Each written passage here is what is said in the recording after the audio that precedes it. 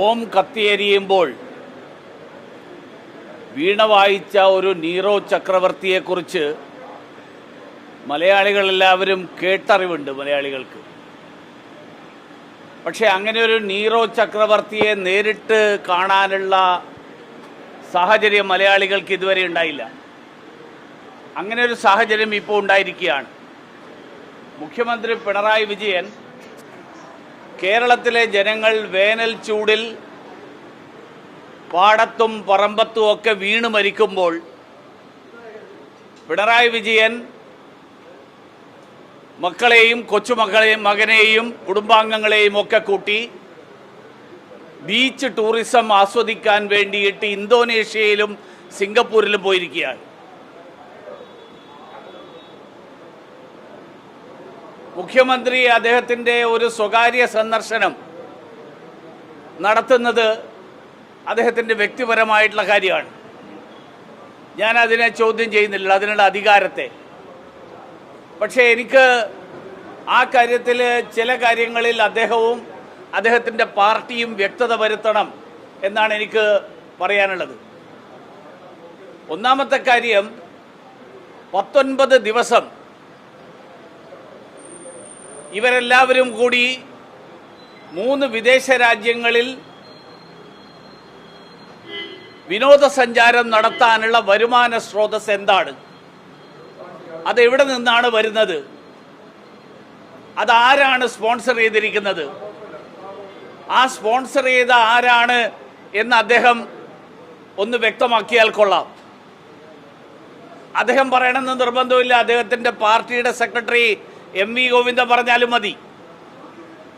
എന്താണ് ഇവരുടെ വരുമാന സ്രോതസ്? അതല്ല, അത് സ്പോൺസർ ചെയ്തിരിക്കുന്നത് ആരെങ്കിലും ആണെങ്കിൽ അതാരാണ് സ്പോൺസർ ചെയ്തിരിക്കുന്നത്? രണ്ടാമത്തെ കാര്യം, 19 ദിവസം മുഖ്യമന്ത്രിയും പൊതുമരാമത്ത് മന്ത്രിയും കേരളത്തിൽ ഇല്ല. ഈ ചുമതല, മുഖ്യമന്ത്രിയുടെയും പൊതുമരാമത്ത് മന്ത്രിയുടെയും ചുമതല, അത് ആർക്കാണ് കൈമാറിയിരിക്കുന്നത്? ഒരു പത്രക്കുറിപ്പ് ഈ കാര്യത്തിൽ ഇറക്കിയതായിട്ട് എൻ്റെ ശ്രദ്ധയിൽപ്പെട്ടിട്ടില്ല. നിങ്ങളുടെ ആരുടെയെങ്കിലും ശ്രദ്ധയിൽപ്പെട്ടിട്ടുണ്ടെങ്കിൽ അന്ന് പറഞ്ഞു കഴിഞ്ഞാൽ ഞാനത് തിരുത്താം.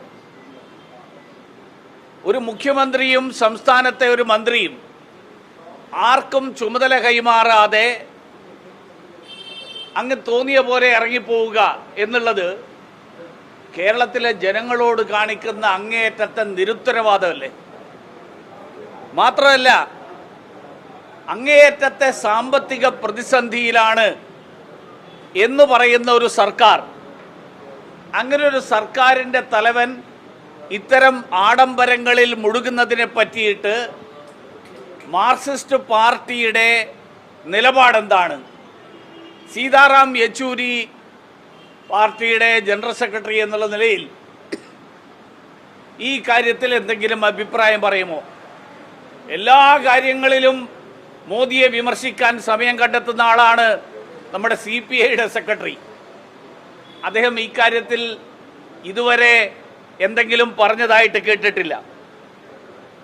UDFൻ്റെ കാര്യത്തെക്കുറിച്ച് ഞാൻ ചോദിക്കുന്നില്ല. കാരണം ഇന്നലെ ഇത് ചോദിച്ച ഉടൻ തന്നെ പ്രതിപക്ഷ നേതാവ് ഉടനെ മുങ്ങി. കാരണം പ്രതിപക്ഷ നേതാവ് മുഖ്യമന്ത്രിയുടെ ആഡംബര യാത്രയെക്കുറിച്ച് ഒന്നും പറയാനില്ല എന്നാണ് പ്രതിപക്ഷ നേതാവിൻ്റെ നിലപാട്. കാരണം അദ്ദേഹം നേരത്തെ തന്നെ പറഞ്ഞിട്ടുണ്ട്, ഞങ്ങളുടേത് സഹകരണാത്മക പ്രതിപക്ഷമാണ്. ഞാൻ ബംഗാളിൽ നിന്നാണ് വരുന്നത്. കഴിഞ്ഞ ദിവസമൊക്കെ ബംഗാളിലെ മാർക്സിസ്റ്റ് പാർട്ടിയുടെ സ്ഥിതി കണ്ടു. 4%, 3% ഒക്കെ വോട്ടാണ് മാർക്സിസ്റ്റ് പാർട്ടിക്ക് ഓരോ നിയോജക മണ്ഡലത്തിൽ. ചില പരിപാടികളും കണ്ടു. നമ്മുടെ നാട്ടിൽ ഈ സ്വതന്ത്രന്മാരടക്കം പരിപാടി നടത്തിയാൽ മുന്നിലിരിക്കാൻ ഒരു 15 പേരെ അവരെ കൊണ്ടുവന്നിരുത്തും. അതുപോലും ഇല്ലാത്തൊരു ഗതികേടിലാണ് മാർക്സിസ്റ്റ് പാർട്ടി. കാരണം ബംഗാളിലെ ജനങ്ങൾ ഇത് നേരത്തെ തിരിച്ചറിഞ്ഞു. ആ ബംഗാളിലെ സ്ഥിതി അധികം വൈകാതെ കേരളത്തിലും വരും.